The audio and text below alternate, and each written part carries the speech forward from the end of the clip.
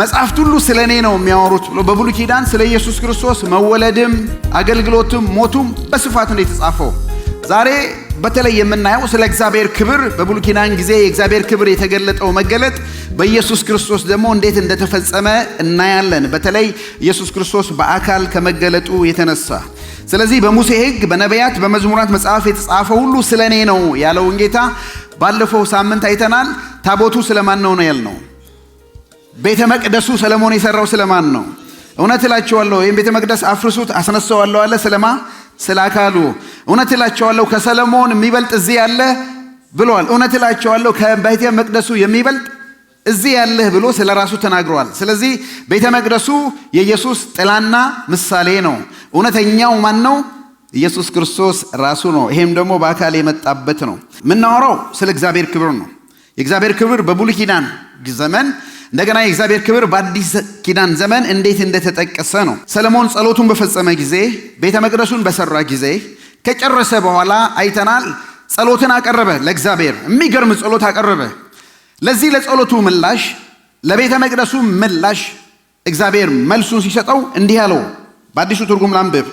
መጽሐፈ ዜና 2ኛ ምዕራፍ 7 ሰለሞን ጸሎቱን በፈጸመ ጊዜ ልብ በሉ እሳት ከሰማይ ወርዶ የሚቃጠለውን መስዋዕት ሌላውን መስዋዕት በላ። እሳት የሚለውን ያዙ።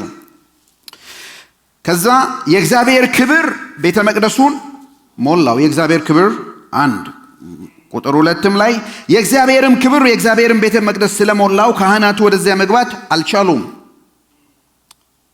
ክብሩ 7:3 እስራኤላውያን ሁሉ እሳቱ ሲወርድ የእግዚአብሔርም ክብር ከቤተ መቅደሱ በላይ ሲያዩ በመተላለፊያ ወለል ላይ ምን ሆኑ? ተንበረከኩ። በግንባራቸውም ወደ መሬት ተደፍተው ሰገዱ። የእግዚአብሔርን ክብር በላይ የሚለው ደመናውን ነው። እሳቱን በጸሎት የመጣ አዩ። ክብር ለእግዚአብሔር ሰጡ፣ ተደፉ፣ በወለሉ ላይ ተንበረከኩ። ለእግዚአብሔር ክብር የሰጡት ምላሽ ነው። ወደ አዲስ ኪዳን ልውሰዳችሁ። ማቴዎስ 17 ከቁጥር 1 እስከ 6 አስገራሚ የሆነ ታሪክ አለ። ኢየሱስ ክርስቶስ በአካል መጥቷል። ደቀ መዛሙርቱን ጠርተዋል። በአገልግሎቱ አጋማሽ ምናልባትም ወደ መጨረሻው አካባቢ ነው ወይ 3ኛው ዓመት አካባቢ ሊሆን ይችላል። 3 ደቀ መዛሙርት ይዞ ወደ ተራራ ሄደ። የመገለጥ ተራራ ላይ ማቴዎስ 17:1 ከ6 ቀን በኋላ ኢየሱስ ጴጥሮስና ያዕቆብን እንዲሁም የያዕቆብን ወንድም ማንን? ዮሐንስን ወደ አንድ ረዥም ተራራ ብቻቸውን ይዟቸው ወጣ። በዚያም በፊታቸው ተለወጠ። ማ? ኢየሱስ። የሚቀጥለውን አብረን እናንብብ። ፊቱ እንደ ፀሐይ አበራ። የማ? የኢየሱስ ክርስቶስ። ልብሱም እንደ ብርሃን አንጸባረቀ። እነሆም ሙሴና ኤልያስ ከኢየሱስ ጋር ሲነጋገሩ ታዩአቸው። ጴጥሮስም ኢየሱስን ጌታ ሆይ እዚህ ብንሆን ለእኛ መልካም ነው። ፈቃድ ከሆነ አንድ ለአንተ፣ አንድ ለሙሴ፣ አንድ ለኤልያስ 3 ዳሶች ልስራ አለው። ቁጥር 5 እሱ እየተናገረ ሳለ ጴጥሮስ ነው ብሩህ ደመና ምን አደረጋቸው? ሸፈናቸው። ደመና ሸፈናቸው። ከደመና ውስጥም በሱ ደስ የሚለኝ የምወደው ልጄ ይህ ነው እሱን ስሙት የሚል ድምፅ ተሰማ። ደቀ መዛሙርትም ይህንን ሲሰሙ ፈርተው በግንባራቸው ላይ መሬት ላይ ተደፉ። ምላሻቸው ነው። የሰለሞን ቤተ መቅደስ ካለቀ በኋላ ሰለሞን ጸሎቱን ከጸለየ በኋላ የእግዚአብሔር እሳት መጣ። የእግዚአብሔር ደመና ከላይ ታያቸው። ስለዚህ ካህናቶቹ ሁሉ በግንባራቸው ተደፍተው ለዚህ ለእግዚአብሔር ክብር ምላሽ ሰጡ። አይደለም? በአዲስ ኪዳን ደግሞ ስንመጣ ጌታ ኢየሱስ ክርስቶስ እነዚህን 3 ደቀ መዛሙርት ይዞ ወደ ተራራ ላይ ወጣ። ሙሴና ኤልያስ ከሱ ጋር አብረው ነበሩ። እያዩ ድንገት የፊቱ ክብር አበራ፣ የለበሰው ልብስ ሁሉ አንጸባረቀ። ከሰማይ ከደመናው ከእግዚአብሔር ክብር መገለጫ ድምፅ መጣ። በሱ ደስ የሚለኝ የምወደው ልጄ እሱ ነው እሱን ስሙት የሚል ድምፅ መጣ። ይህን የእግዚአብሔርን ልጅ የኢየሱስ ክርስቶስ ፊት ክብር ካዩ በኋላ ይህን የክብር ድምፁን ከሰሙ በኋላ የደቀ መዛሙርቱ ምላሽ ምን ነበር? መስገድ ነው፣ መንበርከክ ነው። ምክንያቱም ያዩት የእግዚአብሔር ልጅ ክብር ነው። እነ ሙሴ በቀደመው ዘመናት ያዩትን ክብር አሁን ደቀ መዛሙርቱ ደግሞ በአካል በክርስቶስ ኢየሱስ ውስጥ ሆነው አዩት፣ ሰገዱለት። በሚኖረን ጊዜ ሁለት ነገር ነው የምናደርገው። በብሉይ ኪዳን ዘመን አቤቱ ክብርህን አሳየኝ፣ ፊትህን አሳየኝ ብሎ የጸለየውን ሰው ማን ነው? ሙሴ ነው። ሙሴን እናየዋለን። በአዲስ ኪዳንም ይሄን ጥያቄ ደግሞ ይጠይቃል። እግዚአብሔርን ፊት ማየት ይፈልገ እነሱ ሁለቱ ጥያቄ ምላሽ እናይና ኢየሱስ ክርስቶስ አካል በመልበሱ በዚህ በክሪስማስ ሲዝን የእግዚአብሔርን ክብር ይዞ ወደኛ እንዴት እንደመጣ የእግዚአብሔር የመጨረሻው የክብሩ መገለጫ እንደሆነ እናይና ምን እናርግ የሚለውን አንድ ነገር አይተን እንጨርሳለን። የሙሴ ጥማት ብየዋለሁ። የሙሴ ጥማት የልቡ ጥማት የእግዚአብሔርን ክብር ማየት ነው። ለነገሩማ ገና ሲጀምር ከተሰደደ በኋላ በምድረ በዳ 40 ዓመት ከቆየ በኋላ በበርኒንግ ቡሽ በሚቃጠለው ቁጥቋጦ መካከል እግዚአብሔርን አይቶታል። ሙሴ ሙሴ ይሄ ቦታ የተቀደሰ ነው አውልቅ ተብሎ ከእግዚአብሔር ጋር ንግግር አድርጓል። እግዚአብሔርን አይቶታል። በየዘመናቱም እግዚአብሔር እንደውም አፍ ለአፍ ከሱ ጋር አወራለሁ ያለ ሰው ነው። ነገር ግን አንድ ጊዜ እንዲሆነ 40 ቀንና 40 ሌሊት እግዚአብሔር 10ቱን ትእዛዝ ሊሰጠው ሙሴን ጠራው። በእግዚአብሔር ፊት ነበር 40 ቀን 40 ሌሊት። እዚህ ላይቸው እንደውም ሲወርድ የፊቱ ቆዳ እንኳን ያበራ ነበር። የሙሴ ከእግዚአብሔር ክብር የተነሳ ነጸብራቅ የተነሳ በአዲስ ኪዳንም በመጨረሻ ዘመን ስለኛ ያወራል። እኛም ከክብር ወደ ክብር እንለወጣለን እና ሙሴ 40 ቀን 40 ሌሊት ከሱ ጋር ስለሆነ ፊቱ እንኳን ያበራ ነበር። እስራኤላውያኖች ሊያዩት አልቻሉም። አንድ ጊዜ እንደዚህ ቆይቶ ሲመጣ ማለት ነው እግዚአብሔር ትእዛዙን ሰጥቶት 40 ቀኑ ካለቀ በኋላ እግዚአብሔር ምን ያው ሙሴ ሂድ ውረድ፣ ይሄ ከግብጽ ያወጣው ሰው ሌላ ነገር ውስጥ ገብቷል አለው። ሙሴም ኢያሱን ይዞ ሲወርድ ከተማ ሁሉ በዘፈን ድምጽ ተሞልቷል። ኢያሱ ጠየቀው፣ ይሄ ድል አድራጊም ወይንም ድል ተነሽም አይመስልም? ነው ይሄ ዘፈን ድምጽ ነው አለ። ሲመጣ እስራኤል ጥጃ ሰርተው ከግብጽ ምድር ያወጣ አምላክ ይሄ ነው፣ ነገሩማ ለአሮን ነው አይደለም፣ ይሄ ከግብጽ ምድር ያወጣን ሰውዬ የት እንደገባ ማናቀም 40 ቀን ሙሉ ቆይቷል ሲሉት በቃ አምጡልኝ ወርቅ አለ። ሰጡኝ አለ። ወርቁን አቅልጬ የሆነ ነገር ስጥለው ጥጃ ሆኖ ወጣ አለ። በጣም የሚገርም ንግግር ነው አይደለም? ወርቅ የተበተነ ስጥሉ ጥጃ ሆኖ ሲወጣ ማለት ነው። ሙሴና ተበሳጨ፣ ጽላቱንም ሰበረ። ግን እግዚአብሔር እንዲህ አለው ዘጸአት 33:1 እንዲህ ይላል፣ ከዚያም እግዚአብሔር ሙሴ እንዲህ አለው አንተና ከግብጽ ያወጣው ሕዝብህ ነው የሚለው። ልብ በሉ እግዚአብሔር ለሙሴ ሕዝቡ የማን ነው? እግዚአብሔር ነው። እግዚአብሔር እዚህ ጋር ለሙሴ ምንድን ነው የሚለው? ከግብጽ ያወጣው ሕዝብህ ያንተ ሕዝብ ይህንን ስፍራ ለቃችሁ ለዘርህ እሰጣለሁ በማለት ለአብርሃም ለይስሐቅ ለያዕቆብ መሐላ ተስፋ ወደ ገባሁላቸው ምድር ሂዱ። አንተ መላኬን ከፊትህ እልካለሁ። መላኬን በፊትህ በመላክ ከናውያን፣ አሞራውያን፣ ኬጣውያን፣ ፌሪዛውያን፣ ያውያን ያቡስ ምናምን ውያንን የሚባሉ 6 የሚደርሱ ሰዎችን ውሰዱ፣ ውረሱ፣ እነሱን አስወጣልሃለሁ። ቁጥር 3 ማርና ወተት ወደምታፈሰው ምድር ውጡ።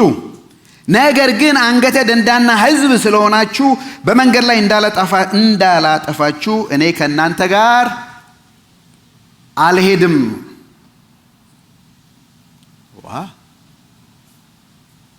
እግዚአብሔር እንደኔ ያለው በቃ ምንድነው የሚለው?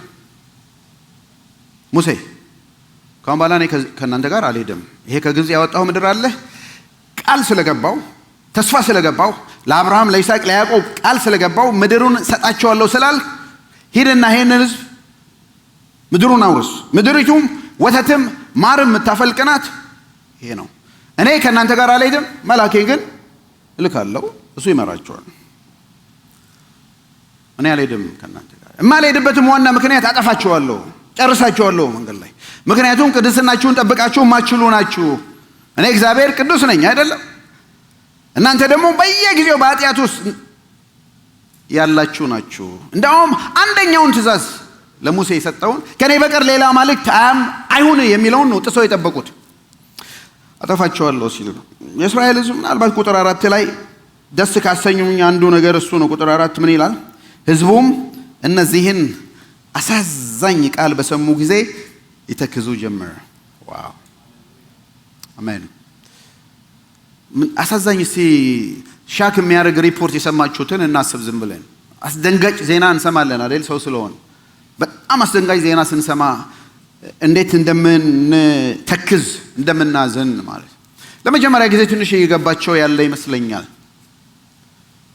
አሳዛኝ ዜና ነው ማለት እግዚአብሔር አምላክ ሆኖ ከፊቱ የሚቀድምለት ሕዝብ፣ እግዚአብሔር አምላክ ሆኖ ከባርነት ቀንበር ላወጣው ሕዝብ፣ እግዚአብሔር አምላክ ሆኖ ቀንም ሌሊት ለሚመራው ሕዝብ፣ እግዚአብሔር አምላክ በመገኘቱ ክብሩን ለገለጠለት ሕዝብ እግዚአብሔር ከእንግዲህ በኋላ ከእናንተ ጋር አልሄድም ሲል አሳዛኝ ዜና መሆኑ መስማታቸው ራሱ ትልቅ ነገር ነው አይደለም? ትልቅ ነገር ነው። ዛሬ በየጊዜው በሃይማኖት እንኳን ተቋማት ውስጥ በየቤተ ክርስቲያን ውስጥ ክርስቶስ የሌለበት ሶሪ እንደዚህ ማለት ከባድ ነው። ክርስቶስ የሌለበት ቤተ ክርስቲያን አለ አይደለም? ክርስቶስ የሌለበት ክርስትና አለ። ክራይስት ለስ ክርስቲያኒቲ የሚባለው መስቀል የሌለበት ቸርች አለ። ይሄ መስቀሉ እንጨቱ አይደለም። ክርስቶስ የማይሰበክበት ግን በክርስቶስም ያለ ጋዘሪንግ አለ። ኢየሱስ መሄዱ እንኳ ያልታወቀበት ቸርች አለ። እግዚአብሔር አለመኖሩ እንኳ ሴንስ የማይደረግበት ቸርቾች አሉ። አሳዛኝ ነው። ሳምሶን ትዝ ይላችኋል። ያቺ ደሊላ የምትባለው ከመጣች ወዲህ ሳምሶን ለየት የሚያደርገው አንድ ነገር አለ። የእግዚአብሔር መንፈስ በሱ ላይ መኖሩ እና በምንድን ነው የምትለይሱ? እንዲህ ቢያደርጉኝ መጨረሻ ላይ እውነቱን ነገራት። ጸጉሬ ላይ ነው የእግዚአብሔር ሀልወት፣ የእግዚአብሔር መገኘት፣ የቃል ኪዳን ሰው ናዝራዊ ነኝ፣ ከእግዚአብሔር ጋር ያለኝ ነው። ላጨችው። ሳምሶን ከተላጨ በኋላ ተነስቶ መጡብህ ስትለው ሲነሳ የለም እንደ ወትሮ አደርጋለሁ አለ። የእግዚአብሔር መንፈስ ግን ከሱ እንደተለየው አላወቀም። በጣም አሳዛኝ ነው። እንደ ድሮ ተነስ የለም። እና አንዳንዴ በህይወታችንም እንደዚህ ነው አይደለም? ከእግዚአብሔር ጋር ባለን ህብረት፣ ከእግዚአብሔር ጋር ባለን ቃል ኪዳን፣ በህጉ፣ በስርዓቱ፣ በፍቅሩ፣ በአዲስ ኪዳን ህጉ ማለት ነው፣ በፍቅር ህጉ ከእግዚአብሔር ጋር ያለን መስሎን ነገር ግን ከእግዚአብሔር ጋር ዲፓርት ያደረግንበት ጊዜ ብዙ ነው። እሱ እንደ ቃል ኪዳኑ ሀልወቱን አይተውም። ከኛ ጋር አለ፣ በምድር ሁሉ አለ። ግን እኛ ከሱ ጋር ነን ወይ? ወትሮ እንደምናረገው ተነስተን ወትሮ ልናረግ ስንል የለም እግዚአብሔር መንፈሱ፣ እግዚአብሔር ሀልወቱ፣ እግዚአብሔር መገኘቱ። ምክንያቱም እግዚአብሔር አሳዝነነዋል። ከዚህ ሰው ህይወት የምናየው ይሄንን። ስለዚህ እግዚአብሔር አልሄድም አላቸው። ግን ልብ በሉ አሁን አንድ እግዚአብሔር እንዲህ ቢለን ማለት ነው ኦኬ ይሄ ህዝብ የሚፈልገው ከግብፅ ወጥቷል፣ የተስፋይቱ ምድር ነው፣ ወተትና ማር ነው። ምድር ነው የምትፈልጉት፣ እሰጣችኋለሁ። መንገድ ላይ ጥበቃ ነው የምትፈልጉት፣ መላኬን እልካለሁ፣ ይጠብቃችኋል። ቃል ኪዳኔን ነው እጠብቃለሁ፣ ለአብርሃም ለይስሐቅ ምድሩን እሰጣችኋለሁ። ጠላት ነው ያስፈራችሁ፣ እነዚህ 6ቱ ጠላቶች እነሱን ማጠፋላችኋለሁ፣ ከክፉ አድናችኋለሁ ነው በጸለይ ነው መሰረት 6ቱን። የዕለት እንጀራችሁን እሰጣችኋለሁ፣ ወተትና ማር የምታበሩ እሰጣችኋለሁ፣ ትገባላችሁ። ጥበቃ ነው ፕሮቴክሽን፣ መላእክት ያለ ይጠብቃችኋል። ስለዚህ ግቡና ውረሱ አለ። ታዲያ ምን ትፈልጋላችሁ? እግዚአብሔር የአባታችሁን ጸሎት ቢሰጠን፣ የዕለት እንጀራ ቢሰጠን፣ ከክፉ ቢጠብቀን፣ ኃጢአታችን ይቅር ካለን ስሙ ምን ያደርግልናል? ቅድስናው ምን ያደርግልናል? እንደዚህ ነው። እና እግዚአብሔር ይሄን ነው። ይሄ ህዝብ የሚፈልገው መሬት ነው፣ ምድር ነው፣ ማርና ወተት ነው፣ ጥበቃ ነው፣ ጠላቶቻቸውን ማጥፋት ነው። ጠላትን ማጠፋለሁ፣ ሁሉ ነው እሰጣቸዋለሁ ሲል ትንሽ መንፈሳዊ ሆኖ ለባነሰ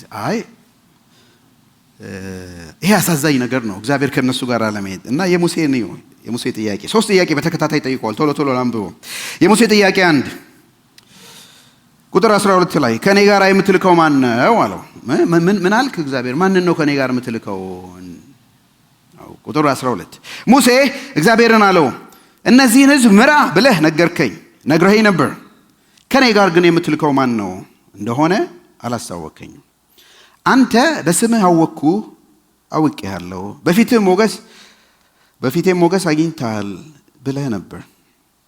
በእኔ ደስ ተሰኝተህ ከሆነ አንተን አውቅና ያለማቋረጥ በፊትህ ሞገስ አገኝ ዘንድ መንገድህን አስተምረኝ።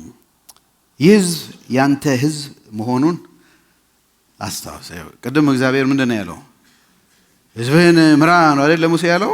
እና ሙሴ ትንሽ እግዚአብሔርን ካረጋጋ ማለት ነው፣ ከቁጣው ትንሽ ካወረደ በኋላ እግዚአብሔር ሆይ ቅድም እኮ እንዳልከው ይህ ሕዝብ የኔ አይደለም፣ ይህ ሕዝብ ያንተ ነው እንደሆነ አስታውስ። ረሳህ እንዴ? ለእግዚአብሔር ነው ሙሴ ረሳህ እንዴ? የክህነት አገልግሎት ነው አይደለም? ረሳህ እንዴ? ይህ ሕዝብ እኮ ያንተ እንጂ የኔ በጸናች ክንድ ከፈርዖን ጋር ታግለ ያወጣኸው አንተ ነህ፣ የኔ ሕዝብ አይደለም። በአዲስ ኪዳን ደግሞ ስንመጣ ይህ ሕዝብ በክቡር ደም የተዋጀ እግዚአብሔር ሕዝብ ነው። ስለዚህ ቃል ኪዳን እኮ ገብተህልኛል። ስለዚህ በእኔ ደስ ከተሰኘ ማንን ነው ከኔ ጋር ለመሆኑ የምትልከው? ነግሮታል እኮ መላኬን ልካለሁ ብሎታል።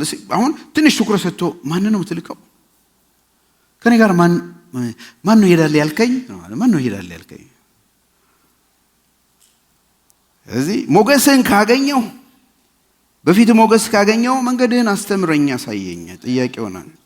ለዚህ ማንን ነው የምትልከው ብሎ ሙሴ የጠየቀው የእግዚአብሔር መልስ ሲሆን ቁጥር 14 በጣም ደስ የሚል ክፍል ነው። እግዚአብሔርም እንዲህ አለው፣ እግዚአብሔር ሀሎቴ ካንተ ጋር ይሄዳል፣ እረፍትም ሰጣለሁ። ዋው! አሁን የእግዚአብሔርን ቁጣ አብርዷል ሙሴ በምልጃ አገልግሎቱ አይደለም። መልአክ ነበር ይሄዳል፣ ይሄ ሕዝብ ያንተ ነው፣ መልአኬን ነው ምልከው ውሰድ ሲለው፣ አሁን መለስ አለና እንዴ ይሄ ሕዝቡ ያንተ ነው እግዚአብሔር ሲለው፣ እሺ አሁን ማንን ነው ከኔ ጋር የምትልከው ሲል፣ አሁን እግዚአብሔር ሀሎቴ ይልካል። እኔ ማለት ነው የኔን ፕሬዘንስ መገኘቴን ማንነቴን እኔን እልካለሁ፣ ከአንተ ጋር ይሆናል። በሌላ ነገር እኔ አብሬ ይሆናለሁ፣ አብሬ ሄዳለሁ። አሜን። ሀሎቴ ካንተ ጋር ይሄዳል። ክብር ለእግዚአብሔር ይሁን። የምኞታችን ጸሎታችን ትንሽ ጊዜም ካለን በኋላ የምንጸልየው እግዚአብሔር ሀሎት እንዲሰማን እንድናቅ ነው፣ እንድነካው ነው። ሁለተኛ ጥያቄ ሙሴ ቁጥር 15 ላይ ጥያቄው እኔና ሕዝብ ለመሆኑ በምን እንለያለን ነው። ቁጥር 15 ከዚያም ሙሴ እንዲህ አለው፣ ሀሎትህ ከእኛ ጋር ካልሄደ ከዚህ አትስደደን፣ ከዚህ ቦታ አታውጣን ነው። አንተ ከእኛ ጋር ካሌክ አንተ በእኔና በሕዝብ መደሰትህን ሌላው እንዴት ያውቃል? እኔና ሕዝብህንስ በገጸ ምድር ከሚገኙት ከሌሎች ሕዝቦች ሁሉ ልዩ የሚያደርገን ሌላ ምን አለ? ዋው! ሙሴ የሚለው ነው። እግዚአብሔር ወይ ሀሎትማ መምጣት አለበት። አንተማ ከኛ ጋር አብረህ መሄድ አለብህ እንዴ! በሌላው ከምድር ላይ ከሚኖሩ ሰዎች ሁሉ ሕዝቦች ሁሉ የሚለየን አንድ ነገር ብቻ ነው። እሱም ያንተ ከኛ ጋር መሆን ነው፣ አብሮነት ነው እንጂ ከሌላው ምንለይ አይደለንም። እንዳውም ከምድር ሁሉ ጥቂት ነበራችሁ። አሁን ከምድረ በዳ የመጣ ሕዝብ ነው። የራሱ የሆነ ስትራክቸር ያለው እንዳው መንግስት እንኳን በቅጡ ያለው ሕዝብ አይደለም። መሪ ያለው ሕዝብ ምድር እንኳን ያለው ሕዝብ አይደለም። ብርና ወርቅም ያለው ገና መንገድ ላይ እየተጓዘ ያለ ሕዝብ ነው። የሚሊተሪ በሉት ኢኮኖሚ በሉት ፋይናንስ በሉት እንደ ሀገር ህልውና ያላቸው ሰዎች አይደሉም። እንደ እግዚአብሔር ሆይ አብረህማ መሄድ አለብህ። ሀሎቱማ ከኔ ጋር መሆን አለበት፣ ከኛ ጋር መሆን አለበት። እሱማ ከሌለን ከምድር ሕዝብ በምንድን ነው የምንለየው? እንደውም በጣም የምናንስ ደቃቃ የሆንነን ከሌላ በምድር ገጽ ላይ ከሚኖሩ ሰዎች የሚለየን ያንተ አብሮነት ነው። አሜን።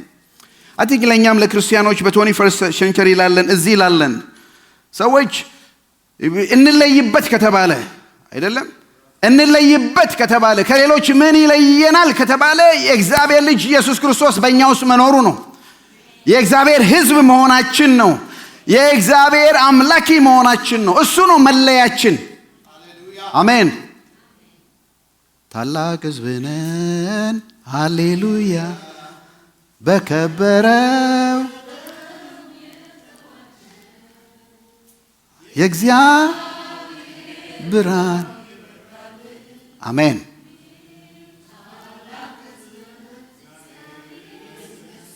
ታላቅ ሕዝብ ነን። በከበረ ደም የተዋጀን እግዚአብሔር ብርሃን የበራልን እግዚአብሔር በመካከላችን የሚኖር ታላቅ ሕዝብ ነን። ክብር ለእግዚአብሔር ይሁን። ሙሴ ገብቶታል።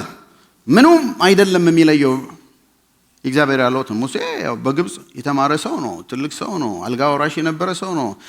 ሌላ ፌሮ የሚሆን ሰው ነው። ሉቅጠር የሚል የሚቆጥረው ነገር አለው። ግን እግዚአብሔር ሆይ ከሌላው የምንለየው በዚህ አይደለም፣ አንተ ከኔ ጋር በመሆን ነው። አሜን። ይሄ መሻታችን ይሁን። እግዚአብሔር መልስ ይሁን። እግዚአብሔርም ቁጥር 13 ሙሴን በአንተ ደስ ስላለኝና በስምህ ስላወቅኩ የጠየከውን ያንኑ እግዚአብሔር ይመስገን። ብላንክ ቼክ ላይ ለጻፈው ነገር ሲሰጥ ማለት ነው። ይሄ ደስ የሚል ቃል ነው። እኔ በዚህ ልባርካችሁ። እግዚአብሔር አምላክ የጠየቃችሁን ያንኑ ያድርግላችሁ። እግዚአብሔር አምላክ የለመናችሁትን ያንኑ ይስጣችሁ። በቤቱ በቸርነቱ በጸሎት ቤቱ ለምን ባንተ ደስ ስለተሰኘው አለ። አሁን እግዚአብሔር ከቁጣው ከንዴቱ በረደ። እሺ አብሬ መሄድ ጀምራለሁ አለ። ከመብረዱ አልፎ ደግሞ ወደ ዚያዘር አሁን መደሰት ጀመረ። እግዚአብሔር ተደሰተ። ምን አይነት ሰው ነው ሙሴ? እግዚአብሔርን ከንዴት ወደ ደስታ አይደለም ያመጣው ሰው ነው በመልጃው። ሙሴ ታውቃላችሁ የጌታ ኢየሱስ ክርስቶስ ታይፕ ነው፣ ምሳሌ ነው። ስለመማለዱ የክህነት አገልግሎቱን የተወጣ ሰው ነው። በኋላ ደግሞ እኛን መስሎ የኔና የእናንተን አካል ይዞ ሙሴም ተናግሯል። በሚቀጥለው ዘመን እንደኔ ያለ ነቢይ ያስነሳላቸዋል አላለም? ስለማ ስለ ጌታ። ይሄ እንደ ሙሴ ያለ ካህን እንደ ሙሴ ያለ ነቢይ ደግሞ ሲመጣ በመስቀል ላይ የእግዚአብሔርን ቁጣ አብርዶ ደስ የተሰኘበትን ሕዝብ የፈጠረ የእግዚአብሔር ልጅ ኢየሱስ ነው። አሜን። የሙሴ ሶስተኛው ጥያቄ። አሁን ሙሴ ይሄን ነገር እያወቀ ሲሄድ አሁን አስቸጋሪ ጥያቄ እንትኑ ፕሮግረሱን ነው ጥያቄው። ከመላእክት ወደ ህልውናው መጣ። መላክ ይልካለሁ የሚለው ነው። መላክ የለብህም አንተ ነው ከኛ ጋር መሄድ ያለብህ። እሺ አለ። ሄዳለሁ አለ። አሁን ሶስተኛ ላይ መጣ። እሺ አንተ ነው የምትሄደው። ሙሴን ከዚህ እባክህ ፊትህን አሳየኝ አለ። አሁን ደግሞ ክብርህን አሳየኝ። ሲመትሩ ልታጭዳለህ የሚባለውን ታውቃላችሁ አይደለም? የሆነ ሰው የሆነ ነገር ሲሰጣችሁ ቀስ ብሎ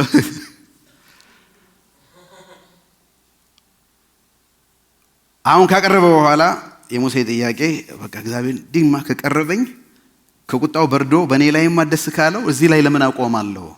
እና ጥያቄ ያለ ዘመን በጊዜው ያለ እባክህ በቃ ልይ ፊትህን ልይ ያለው እግዚአብሔር እንዲህ አለው።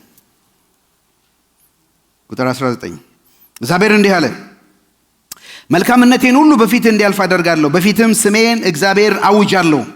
የምምረውን እምራለሁ፣ የምራራለትን እራራለሁ። ነገር ግን ማንም እኔን አይቶ መኖር ስለማይችል ፊቴን ማየት አትችልም።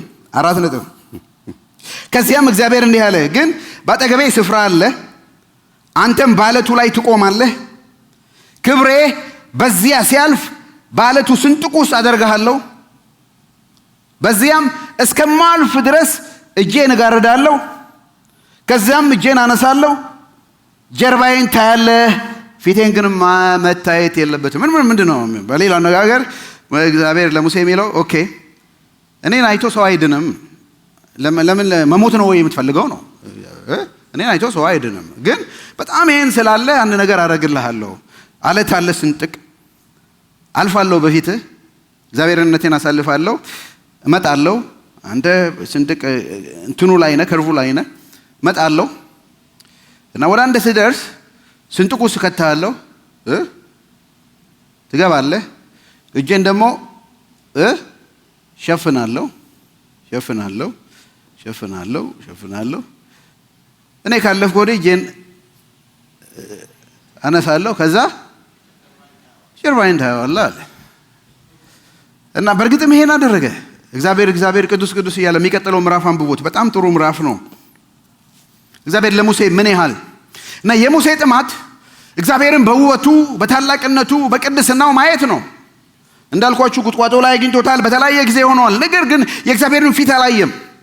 አስርቱም ትእዛዝ ሲሆን የእግዚአብሔርን ሀልወት በደመና ውስጥ በእሳት ውስጥ እግዚአብሔርን አይቶታል እንጂ እግዚአብሔርን እንደዚህ ፊቱን አላየም። እና እባክህ ፊትን አሳየኝ ሲለው ኖ ሙሴ ሰው እኮ ፊቴን አይቶ አይድንም፣ ግን ጠይቀሃል ጀርባዬን ታያለህ አለ።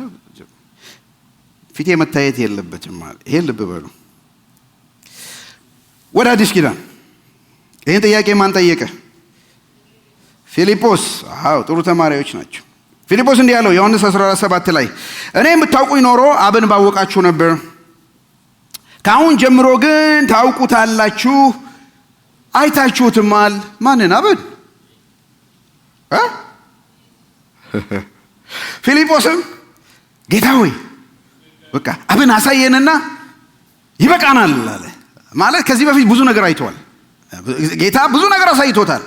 ብዙ ነገር ታያለህ። ሲጠራቸውም ከዚህ የሚበልጥ ነገር ታያለህ። ብዙ ነገር አይተዋል። እና ፊልጶስም አሁን ስለ አባቱ ያወራል። ኢየሱስ ክርስቶስ ሲያወራ ጠየቁት። እንደውም እውነት ምንድነው? እውነት መንገድ ሕይወት እኔ ነኝ ካለ በኋላ ነው እኔም ብታውቁኝ ኖሮ እኮ አባቴን ባወቃችሁ ነበር አለ። ካሁን ጀምሮ ግን ታውቁታላችሁ አይታችሁትማል አለ። አይተውታል እንዴ አብን? አይሁት ጌታ ሆይ አብን አሳየንና ይበቃናል አለው ፊልጶስ። አሳየን አብን። ጌታ መልስ ምን አለ? ቁጥር 9 ላይ ይዛው ኢየሱስም እንዲህ አለው አንተ ፊልጶስ ይህን ያህል ጊዜ ከእናንተ ጋር ስኖር አታውቀኝምን? እኔ ያየ አብን አይቷል። እንዴትስ አብን አሳየኝ ትላለህ? እኔ በአብ እንዳለው አብም በእኔ እንዳለ አታምንምን? አንተ ፊልጶስ አታውቀኝም እንዴ? እስካሁን ዝም ብሎ አንድ ኮመን የአይሁድ ራባይ የአይሁድ መምህር፣ አንድ የአይሁድ አስተማሪ፣ አንድ የአይሁድ የሕግ ባለሙያ መሰልኩ? እኔን እኮ ካየ አብን ያየኸው። አብ በእኔ እኔም በሱ ውስጥ ነው የምኖረው። አይተኸኛል። እግዚአብሔር ክብር ሆኖ የመጣው። ስለዚህ ነው ዮሐንስ ሲጽፍ ገና ሲጀምር ዮሐንስ 1:1 ላይ በመጀመሪያ ቃል ነበር፣ ቃልም ከእግዚአብሔር ጋር ነበር፣ ቃልም ራሱ እግዚአብሔር ነበር። ወረድ ይልና ቁጥር 14 ላይ ቃልም ሥጋ ሆነ በመካከላችን አደረ፣ ታበርናክል ሆነ፣ ቤተ መቅደስ ሆነ። እኛም ጸጋና እውነትን ተሞልቶ ከአባቱ ዘንድ የመጣውን የማንን? ያንድያ ልጁን ክብር አየን። ያንድያ ልጁን ክብር አየን። ጸጋና እውነት ተሞልቶ ከየት የመጣውን? ከሰማይ የወረደውን አየን። ቁጥር 18 ላይ ዘላችሁ ስታነቡ ከቶውንም እግዚአብሔርን ያየ ማንም የለም። እግዚአብሔርን ያየ ማንም የለም። ከቶውንም ማንም የለም። ነገር ግን በአብ እቅፍ ያለው አንድያ ልጁ የሆነ አምላክ እርሱ ገለጠው። ክብር ለእግዚአብሔር ይሁን። አሜን አሜን አሜን አሜን አሜን አሜን አሜን። ሙሴም ጠይቆ እንኳን ያላየውን እግዚአብሔርን ያየ ማንም የለም ነው የሚለው እግዚአብሔር ቃል። ዮሐንስ ማንም አላየውም። በብሉይም አሁንም ቢሆን ማንም አላየውም እግዚአብሔርን፣ ማንም የለም። ነገር ግን አንድያ ልጁ ከሱ እቅፍ የነበረ ከሱ ዘንድ የነበረ እሱ ራሱን የነበረ አምላክ የነበረ እግዚአብሔር የነበረ ከመጀመሪያውም የነበረ ሥጋና ደም ለብሶ ለኔና ለናንተ አሁን በመናከብረው በዚህ ሲዝን በክሪስማስ ሲዝን ከሰማይ ወደ ምድር መጣ። እኔና እናንተን መሰለ። ቃልም ሥጋ ሆነ በመካከላችን አደረ። እግዚአብሔር ከሰው ጋር ሆነ። አማኑኤል። ድንግል ጸንሳለች፣ ወንድ ልጅም ትወልዳለች፣ ስሙንም አማኑኤል ትለዋለች። ትርጓሜውም እግዚአብሔር ከኛ ጋር ማለት ነው። ክብር ለእግዚአብሔር ይሁን። የእግዚአብሔርን ክብርና ውበት ያሳየን የእግዚአብሔር ልጅ ኢየሱስ ነው። እግዚአብሔር ምን ይመስላል ብላችሁ ከጠየቃችሁኝ ይሄው እነሆ ልጁ ኢየሱስን ይመስላል። የእግዚአብሔር የክብሩ የመጨረሻ ነጸብራቅ መገለጫ እግዚአብሔር ነው። ስለዚህ በብሉይ ኪዳንም የነበራቸው ጥማት አብን አሳየን፣ ፊትን አሳየኝ ብሎ ሙሴ ለጠየቀው፣ ፊልጶስም ለጠየቀው መልሱ የእግዚአብሔር ልጅ ኢየሱስ ክርስቶስ ነው። እሱም አካል ለብሶ ወደኛ የመጣበት ነው። ስለዚህ ክርስቶስ ሥጋ በመልበሱ ቅድም ነግራችኋለሁ ያልኳችሁ 3 ነገር ልንገራችሁና አፕላይ አድርገን እንጸልያለን። ኢየሱስ ክርስቶስ በሥጋ በመገለጡ ያገኘናቸው ሶስት ትሩፋቶች ምንድናቸው? ሶስት ነገሮች። ኢየሱስ ክርስቶስ በሥጋ በመገለጡ ያገኘናቸው ሶስት ትሩፋቶች። ቃል ሥጋ ከመሆኑ የተነሳ የእግዚአብሔር ክብር አካል ለብሶ በእኛ ጋር ከመሆኑ የተነሳ ያገኘናቸው ሶስት ነገሮች። አንደኛው ኢየሱስ ክርስቶስ በሥጋ በመገለጡ የእግዚአብሔርን ክብር አየን። ሁለተኛ ጴጥሮስ 1 ላይ የሐዋርያው የጴጥሮስ ምስክርነት ነው። ሁለተኛ ጴጥሮስ 1 ላይ እንዲህ ይላል 16 ስለ ጌታችን ኢየሱስ ክርስቶስ ኃይልና ስለ መምጣቱ የነገርናችሁ የእርሱን ግርማ በዓይናችን አይተን እንጂ በሰዎች ጥበብ የተፈጠረውን ተረት ተከትለን አይደለም። ምክንያቱም ከግርማዊ ክብር በእርሱ ደስ የሚለኝ የምወደው ልጄ ይህ ነው የሚል ድምፅ በመጣለት ጊዜ ከእግዚአብሔር አብ ክብርንና ሞገስን ተቀብሏል። እኛም ከሱ ጋር በቅዱስ ተራራ ላይ በነበርንበት ጊዜ ይህንን ድምፅ ከሰማይ ሲመጣ ሰማን። ምንድነው የሚያወራው? በመገለጥ ተራራ ቅድም ያወራነው ነው አይደለ? ጴጥሮስ ዮሐንስንና ያዕቆብን ነበር ይዞ ሄደው። በኋላም ዮሐንስም ይመሰክራል እናየዋለን። እና ጴጥሮስ ተረት አይደለም እኛ ምናምነው፣ ታሪክ አይደለም ምናምነው፣ እኛ ራሳችን ከሱ ጋር ነበር በመገለጥ ተራራው ላይ የኢየሱስን ክብር፣ አምላክነቱን፣ ክብሩን፣ ግርማውን ያየን አይኖቻችን አይተውታል። ድምፅም ከሰማይ ሲመጣ ሰምተናል። በሱ ደስ የሚለኝ የምወደው ልጄ እሱ ነው እሱን ስሙ ሲል ሰምተናል። ታሪክ አይደለም፣ ተረት አይደለም። ከግርማዊ ክብሩ ማጀስቲክ ከሆነው ማንነቱ፣ ሉዓላዊ ከሆነው ማንነቱ ክብሩን አይተን ነው እንጂ ተረትና ታሪክ ተከትለን አይደለም። ይሄን ደግሞ ዲቫይን የሆነ ድምፁን፣ መለኮቱን ሰምተን ነው። ከእግዚአብሔር ክብር፣ ሞገስ፣ ግርማዊነት ያለው አምላካችን የእግዚአብሔር ልጅ ኢየሱስ ክርስቶስ ነው። አሜን አሜን አሜን አሜን። ሥጋ በመልበሱ ኢየሱስ ክርስቶስ ሥጋ በመልበሱ ይሄን ተቀብለናል። ሥጋ በመልበሱ ይሄን ክብር አየን። ማንም ያየው የለም። ነገር ግን የእግዚአብሔር የክብሩ ነጸብራቅ እግዚአብሔር ብርሃን ነው፣ ለኛም በራልን በክርስቶስ ኢየሱስ በኩል አሜን። ታላቅ ሕዝብ ነን። የከበረው ደም የተዋጀን የእግዚአብሔር ብርሃን የበራልን አይደለም፣ የእግዚአብሔር ክብር ያየን ታላቅ ሕዝብ ነን። እንደኛ ያለ ሕዝብ የለም። አሜን። ኢየሱስ ክርስቶስ በሥጋ በመገለጡ የእግዚአብሔርን ክብር አየን። አንደኛ። ሁለተኛ ኢየሱስ ክርስቶስ በሥጋ በመገለጡ የኃጢአት ስርየት አገኘን። የዕብራውያን ጻፊ ደግሞ እሱም ዕብራውያን 1:1 ላይ ሲጀምር የዕብራውያን ጻፊ ምስክርነት እዩ። እግዚአብሔር ከጥንት ጀምሮ በተለያየ ጊዜና በልዩ ልዩ መንገድ በነቢያት በኩል ለአባቶቻችን ተናግሮ በዚህ መጨረሻ ዘመን ግን ሁሉን ወራሽ ባያደረገውና ዓለማትን በፈጠረው በልጁ ለኛ ተናገረን። እሱ ልጁ ኢየሱስ ክርስቶስ እሱ የእግዚአብሔር ክብር ነጸብራቅና የባህሪው ትክክለኛ ምሳሌ ሆኖ በኃይሉ ቃል ሁሉን ደግፎ ይዟል።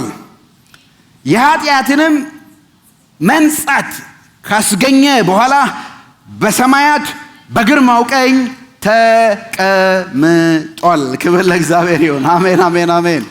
የኃጢአት ስርየትን አገኘን። ኢየሱስ ሥጋ በመልበሱ ኢየሱስ ሥጋ ከመልበሱ በፊት በኖረበት ጊዜ ቢኖር የኃጢአት ስርየት ሊያስገኝ አይችልም። ሰው ሆኖ ደም ሊኖረው ይገባ ነበር። ከድንግል ማርያም በቤተልሔም ሲወለድ እንደኛ ሲሆን እንደኛ ሥጋና ደም ያለው ሆነ። ዋናውም ዓላማ ለኃጢአት ስርየት ለመሆን እግዚአብሔርና ሰውን ለማስታረቅ ነው። ኢየሱስ አካል ለብሶ የመጣው ሊሞት ነው፣ በመስቀል ላይ ማስተሰሪያ ሊሆን እግዚአብሔርና ሕዝቡን ለማስታረቅ። ክብር ለእግዚአብሔር ይሁን። ስለዚህ ኢየሱስ ክርስቶስ በሥጋ በመገለጡ የእግዚአብሔርን ክብር ብቻ ማየት ሳይሆን የኃጢአት ስርየት፣ የኃጢአት ይቅርታ አገኘን። ምክንያቱም ስለኛ ኃጢአት በመስቀል ላይ እነሆ ድንግል ጸንሳለች፣ ወንድ ልጅም ትወልዳለች፣ ስሙንም ኢየሱስ ትለዋለች፣ እሱም ሕዝቡን ከኃጢአታቸው ሁሉ ያድናቸዋል። ክብር ለእግዚአብሔር ይሁን። የኃጢአት ስርየት ያገኘን ወገኖች፣ ክሪስመስን ስናከብር ይሄን እያሰብን እናክብር። እንደ ሌሎቹ ግዴለም ሳንታ፣ ግዴለም ሾፒንግ፣ ግዴለም ጊፍቱ ችግር የለውም። ግን በክሪስመስ ምን ሆነ ብትሉ የእግዚአብሔር ክብር በምድር ላይ ሁሉ አበራ። እነሆ ለሕዝብ ሁሉ የሚሆን ታላቅ ደስታ የምስራች ነገር አትፍሩ። ዛሬ በዳዊት ከተማ መድኃኒት እሱም ክርስቶስ ጌታ የሆነ ተወልዶላችኋል። ሃሌሉያ አሜን አሜን አሜን አሜን። ድንገትም የሰማይ ሰራዊት አብሮ መጡ። ክብር ለእግዚአብሔር በአርያም ሰላም ለሰው ልጅ በምድር ብለው ዘመሩ። እግዚአብሔርን አመሰገኑ። ወገኖች ሆይ የእግዚአብሔርን ክብር ያየንበት ቀን ነው። ምድር የሰማይን ክብር ያየችበት ቀን ነው። ምድር የሰማይን ክብር የተቀበለችበት ቀን ነው። አምላክ ሰው የሆነበት ቀን ነው። አምላክ በስጋ በእኛ ውስጥ ያደረውን ጸጋና እውነት ተሞልቶ የእግዚአብሔርን ክብር ያየንባት ቀን ናት ክሪስማስ።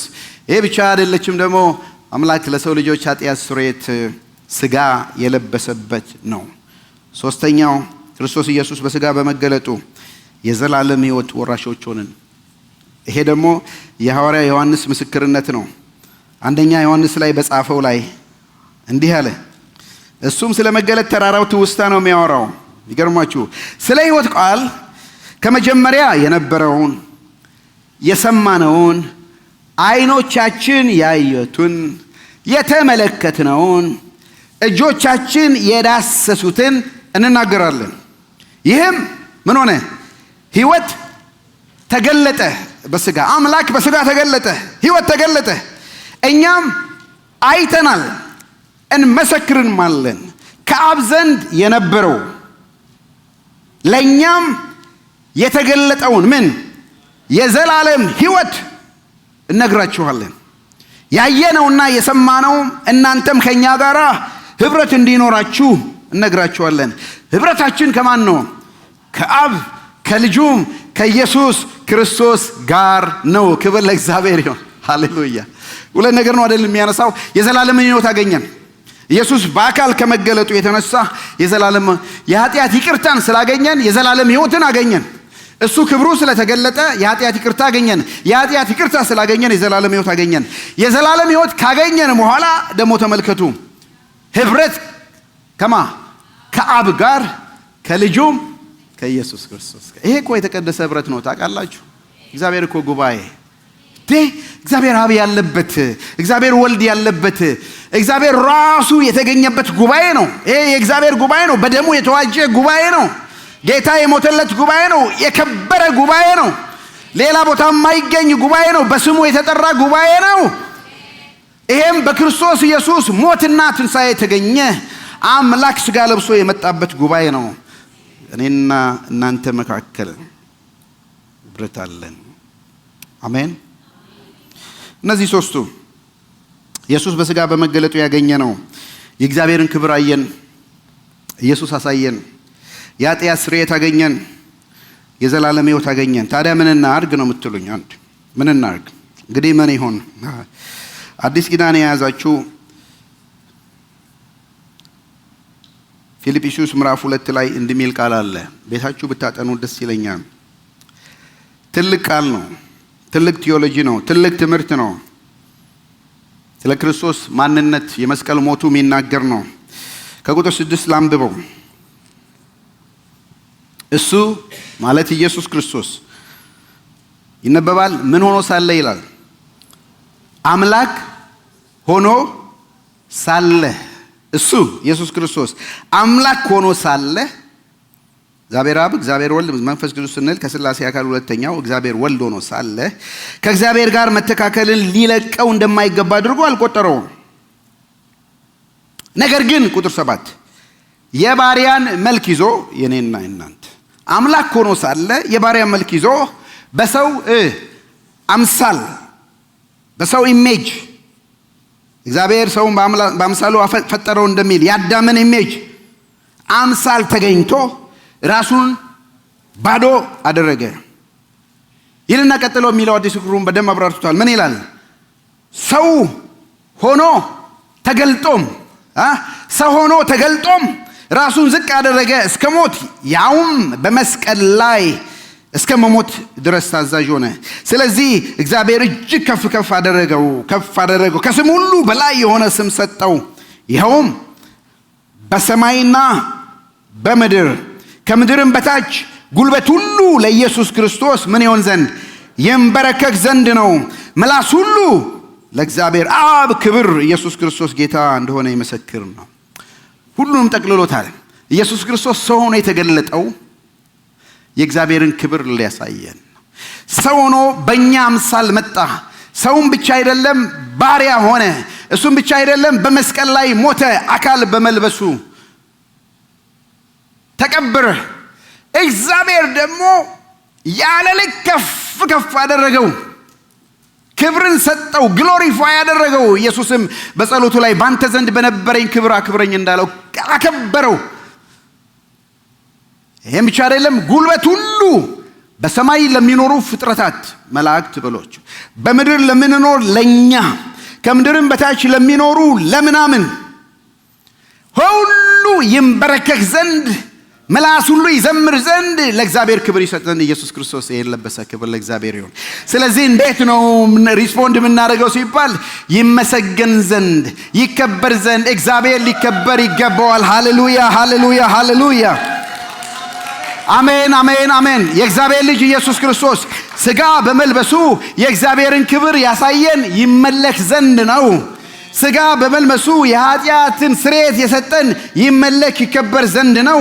ሥጋ በመልበሱ የዘላለም ሕይወት የሰጠን ይመሰገን ዘንድ ነው። ሃሌሉያ አሜን አሜን አሜን አሜን አሜን። ስለዚህ ጉልበታችን ይንበረከካል። ጌታ ነው። አንደበታችን ይመሰክራል። ኢየሱስ ጌታ ነው ብለን እንመሰክራለን፣ እናውጃለን። አይደለም ሰብአ ሰገሉም ሲሰሙ ይሄንን ነው ስጦታ ይዘው መጥተው በዚህ በብላቴናው ተንበረከኩና ሰገዱ። ዮሐንስ፣ ጴጥሮስ እና አንዱ ደቀ መዝሙር ማን ነበር?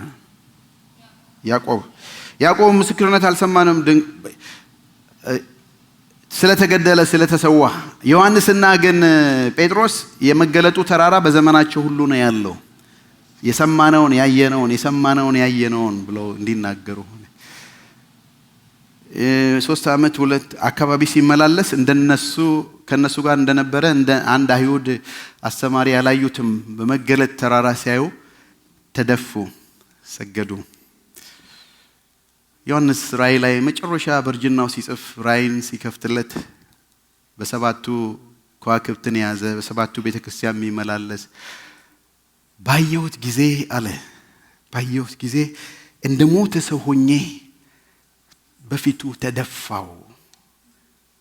ቀኝ እጁንም ዳሶ አይዞ ተነስ፣ እኔ ፊተኛ ኋለኛ መጀመሪያና መጨረሻ ነኝ አለ። ዮሐንስ ድሮም ያቆም ኢየሱስ አልመሰለውም። ባየው ጊዜ ክብሩን ጸሎት እንጸልያለን። አልቲሜት የሆነ የእግዚአብሔር ክብር በኢየሱስ ክርስቶስ ተገልጧል። እኛም አይተናል ይህን ክብሩን።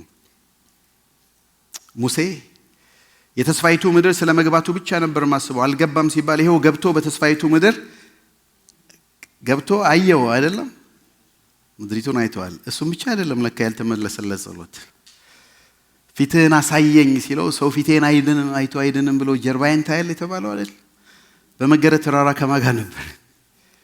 ከኢየሱስ ክርስቶስ ከእግዚአብሔር ክብር ጋር።